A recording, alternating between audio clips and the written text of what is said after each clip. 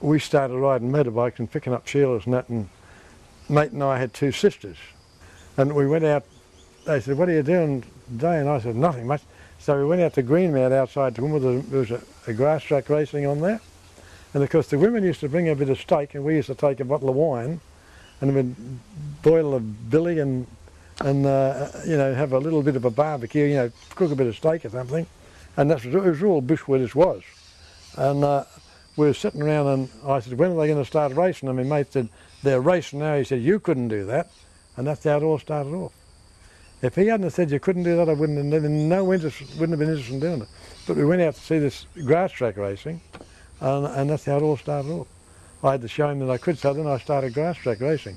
Racing motorbikes, one cylinder. It was only a single. I had to make, but I ended up making a bike myself, and I still hold records in places with it. Like, you know, I had to make a bike that was, you know, would slide and do what I want to do. But it's just the fact that when I started doing this and beating everybody, they said you should be riding Speedway, and I'd never saw Speedway down here, and never ever heard of it. Well, I thought that was Speedway, grass track racing.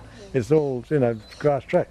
And so they said, we're going to go down one night and I'll show you. So we come down one night to see the Speedway, and they said, you should be doing this because you're wasting your time on the grass track. So I ended up, I didn't want to start here because I thought I might fail.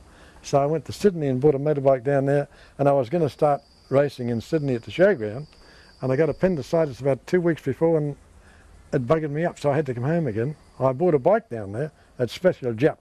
There's a special Jap bike that they used to, it's only a single cylinder that they run it with Speedway, and I bought it home and I started here, in Ipswich actually, and then I got to Brisbane, but I only rode 8 nights and broke a world record like in 8 nights, and I'd had 4 tickets to England, and I got tangled up with the missus, and I said, oh, well, I can't leave her, you know.